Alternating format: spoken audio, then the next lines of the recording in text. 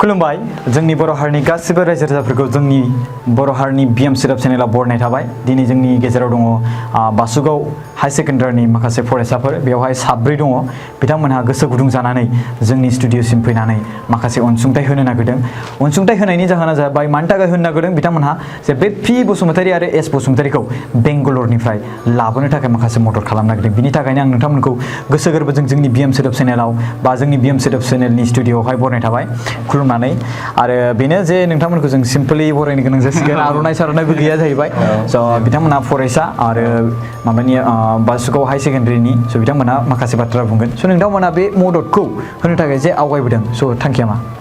जोंनि थांखिया जाहैबाय बे पि बसुमतारी आरो एस बसुमतारी बिसोर सानैखौ जोंनि बे जायगासिम गावसिनि न'सिम लाबोनो थाखाय जोङो जाहाथे जों एसे माने रांनि गोनांथि जादों नालाय बेखौ जों अनसुंथाइ हिसाबै होफैनो थिरांथा लादों आरोना साब्रैजों आरोना नोंसोरो। स' बिथांमोना जेनेबा बासुगाव हाई सेकेन्डारिनि इउनियन सरि एबाउट डेट दहाय जोङो मोनसे भिडिअ बानायदोंमोन। बासुगाव हाई सेकेन्डारिनि माखासे फरायसाफ्रा फैनानै माखासे अनसुंथाइ होफैदोंमोन। बे समावनो माने भिडिअ बानायबाय थानाय समावनो लाइटआ थांनानै होबाय आरो बिराद दुखुनांथाव बाथ्रा। स' बिनिखायनो आं दायो हारसिङै बानायनो गोनां जाबाय।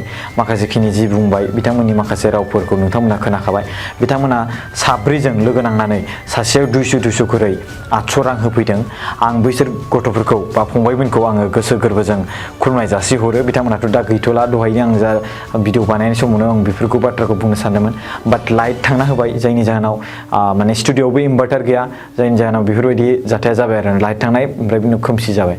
स' एनिवे आं बिराद गोजोननाय मोन्दों जे जोंनि बर' हारिनि माखासे फरायसाफ्रा ओंखारबोनानै जोंनि खामानि बा जोंनि थांखियाव एसे सापर्ट खालामनो आवगायबोदों। बेबायदिनो जाहाथे इयुन फिउचारावबो माखासे फरायसाफ्रा लोगो नांनानै जोंनि खामानियावहाय बा बिसोर गावसिनि स्कुलाव जमा जानानै खांनानै बिथांमोना जोंखौ मदद खालामगोन। बे मोनसे बिदिन्थि, बे मोनसे एग्जाम्पल, बे मोनसे उदाहरन जे जोंनि बर' हारिनि फरायसाफोरा जोंनि खामानि मावनायावहाय जोंनि थांखियावहाय मदद खालामनो आवगायबोदों। दिनै जोंनि माखासे बर'फोरनि गोजान गोजान जायगायाव खामानि मावनाय थांनाय सुबुंफ्रा कल खालामनानै मदद खालामनो आवगायनाय बाथ्रा बुंहरदों। बाट बिथांमोनहा बुंहरदोंसो दै, आं बुंदों बिसोरमोनहा बुंहरदोंसो। दा आङो मोनसे भिडिअ आगारदों नोंथांमोननि सिगाङाव। बेनो जाबाय बे बिनानाव हेनुजा बसुमतारीया जि 5,000 रां डनेसन खालामबाय। बैफोरखौ नुनानै गोसोआ गोबां गुदुं जादों माखासे सुबुंफोरनिया। स' जोङो मोनसे बाथ्राखौ बुंनो सानो, जोङो गावजों गाव मदद खालामलायनांगौ आरो गावजों गाव थुलुंगा होलायनांगौ।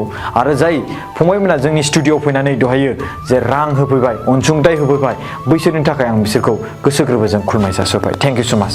जय बर' हारिनि जय। नोंथांमोना बर' रावाव गोबां इन्टारेस्टिं फेक्ट्सनि भिडिअ नायनो थाखाय बे चेनेलखौ साबस्क्राइब खालामनानै ला आरो चेनेलनि लिंकखौ बे भिडिअनि गाहायनि डिसक्रिपसन बक्सआव होनाय जादों।